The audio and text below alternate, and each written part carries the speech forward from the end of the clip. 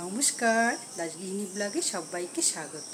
আজ আবারও চলে এসেছি নতুন আরেকটি রান্না নিয়ে, চিংড়ি মাছের মালাইকারি। চিংড়ি মাছের মালাইকারি রান্নাটা অনেক পুরনো দিনের রান্না, ঠিকই অনেকে অনেক রকমভাবে করতে পারে, কিন্তু আমি আজকে কীভাবে করব সেটাই তোমাদের কাছে শেয়ার করব। এই চিংড়ি মাছ আমার মেয়েও খুব ভালোবাসে, আমিও কিন্তু খুব ভালোবাসি। চিংড়ি মাছ যে কোনো আইটেম আমরা ভালোবাসি, তবে মালাইকারি হলে তো কোনো কথাই নেই। তাই আজকে ওয়েদারটাও খুব ঠান্ডা, 3-4 দিন ধরে একটানা বৃষ্টি হচ্ছে। এই ঠান্ডা ঠান্ডা ওয়েদারে ভাবলাম আজকে চিংড়ি মাছটা দিয়ে মালাইকারি করব। চলো তাহলে রান্না করে। এখানে 600 গ্রাম চিংড়ি মাছ আছে। মাছগুলোর পুরো খোলা আমি ফেলিনি, শুধু মাথার দিকের খোলাটাই ফেলেছি। আর মাথার দিকে যে একটা কালো সরু সুতোর মতন অংশ থাকে সেই অংশটা ফেলেছি। সুরগুলো আর পাগুলোকে কেটে ফেলেছি। ভালো করে জলে ধুয়ে পরিষ্কার করে এবার নুন দিয়ে হলুদ দিয়ে মেখে নিচ্ছি।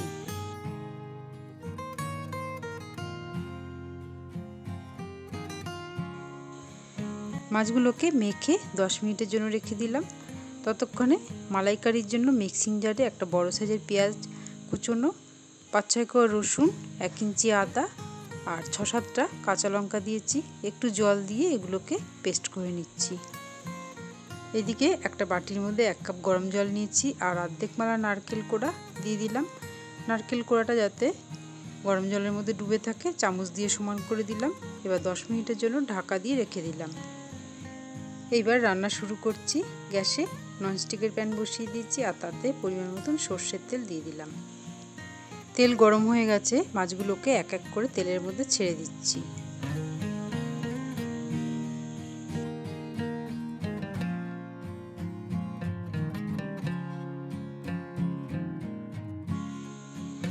এই সময় গ্যাসের ফ্লেমটাকে মাঝারি ফ্লেমে রেখে মাছগুলোকে সব ভাজা করে নেব।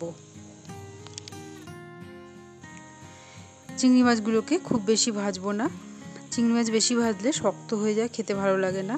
মাছগুলোকে এপিট ওপিট করে 2 পিঠই ভেজে নিয়েছি। এবার তেল থেকে সব তুলে নিচ্ছি।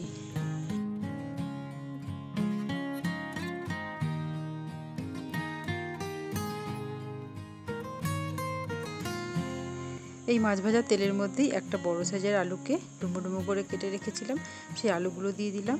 এই আলুগুলোকে এবার একটু লাল লাল করে ভেজে নেব। জানি চিংড়ি মাছের মালাইকারিতে আলু চলে না, কিন্তু আমরা আলু ভালোবাসি বলে তাই আলু দিলাম। যদি তোমাদের ভালো লাগে দেবে, না হলে দেবে না। আলু ভেজে তুলে নিয়েছি। ওই তেলের মধ্যেই গোটা শুকনো লঙ্কা আর তেজপাতা ফোড়ন দিয়ে দিলাম। আর নিয়েছি দারচিনি, এলাচ, লবঙ্গ। দারচিনি দিয়ে দিলাম, লবঙ্গ দিয়ে দিয়েছি, কিন্তু এলাচে দেখছি ভেতরে দানাই নেই, ফলস। তাই এলাচগুলোকে পাল্টে আমি মুখগুলোকে একটু কেটে কেটে দিচ্ছি, যাতে তেলের মধ্যে দিলে না ফাটে।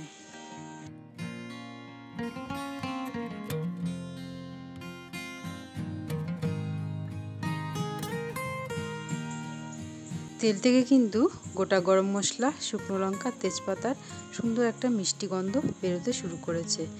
এইবার মিক্সিং জারে আদা, রসুন, কাঁচা লঙ্কা, পেঁয়াজের বাটাটা দিয়ে দিলাম।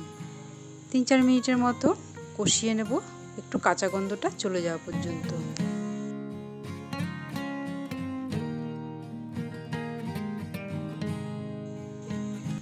মশলা কষতে কষতে এদিকে নারকেলের দুধটাকেও রেডি করে নিতে হবে। মিক্সিং জারে এই নারকেল কোড়াটা দিয়ে দিলাম, আর আমি আরেকটু মিক্সিং জারে নারকেলটাকে মিহি করে নেব। নারকেল কোড়াটাকে মিক্সিং জারে দিয়ে আরেকটু মিহি করে নিয়েছি। এবার একটা বাটির মধ্যে একটা ছাঁকনি বসিয়ে দিলাম। এবার মিক্সিং জারের থেকে নারকেল কোড়াটাকে ঢেলে দিলাম। একটা চামচ দিয়ে চেপে চেপে নারকেলের দুধটাকে বের করে নিচ্ছি।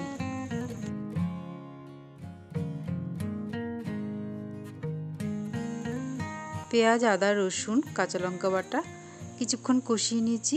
এবার এর মধ্যেই রোজকার কিছু কমন মশলা দিয়ে দেবো।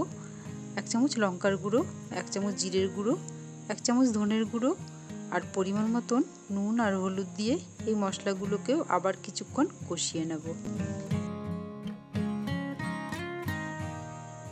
এই মশলার মধ্যেই রুম টেম্পারেচারে রাখা টক দই 4 চামচ ফেটিয়ে দিয়ে দিলাম। এবার টক দই দিয়েও মশলাটাকে আরও কিছুক্ষণ কষিয়ে নেব।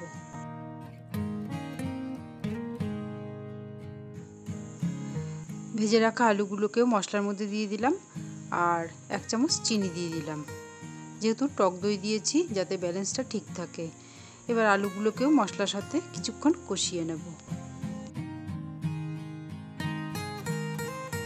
আলুর সাথে মশলা কষানো হয়ে গেছে, মশলা থেকে কিন্তু তেল ছাড়তে শুরু করে দিয়েছে। এবার ভেজে রাখা চিংড়ি মাছগুলো দিয়ে দিলাম। চিংড়ি মাছ দিয়েও একটু নেড়ে চেড়ে নিচ্ছি। এবার নারকেলের দুধটা দিয়ে দিচ্ছি। নারকেলের দুধ পুরো একবারে দেবো না, একটু একটু করে আমি মেশাবো।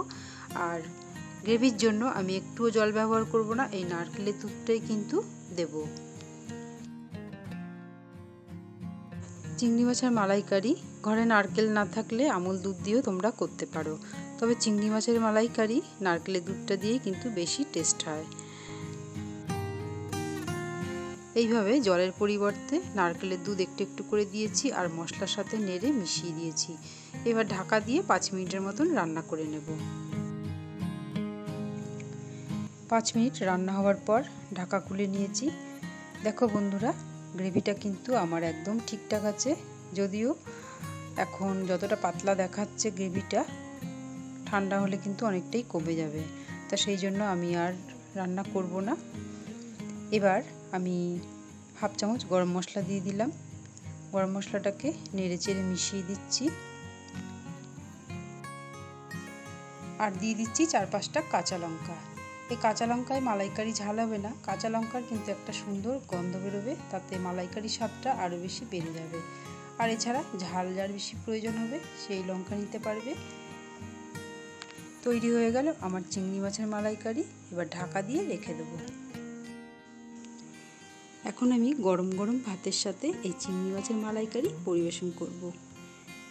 কেমন লাগলো তোমাদের চিংড়ি মাছের মালাইকারি রেসিপি? আমি খুব সহজ পদ্ধতিতে একদম ঘরে থাকা উপকরণ দিয়ে চিংড়ি মাছের মালাইকারি রেসিপিটা করে দেখানোর চেষ্টা করেছি। যদি তোমাদের ভালো লেগে থাকে তাহলে তোমরা করে দেখতে পারো। সবাই সুস্থ থাকবে, ভালো থাকবে। আমার রেসিপিটি যদি ভালো লেগে থাকে তাহলে লাইক করবে, আর আমার চ্যানেলে নতুন কোনো বন্ধু এসে থাকলে চ্যানেলটি সাবস্ক্রাইব করার অনুরোধ রইল। আর আমার ভিডিওটি যদি তোমরা ফেসবুক পেজ থেকে দেখে থাকো তাহলে পেজটি ফলো করার অনুরোধ রইল। সবাই সুস্থ থাকবে, ভালো থাকবে। আবার আসবো নতুন কোনো ভিডিও নিয়ে, ততক্ষণের জন্য ধন্যবাদ।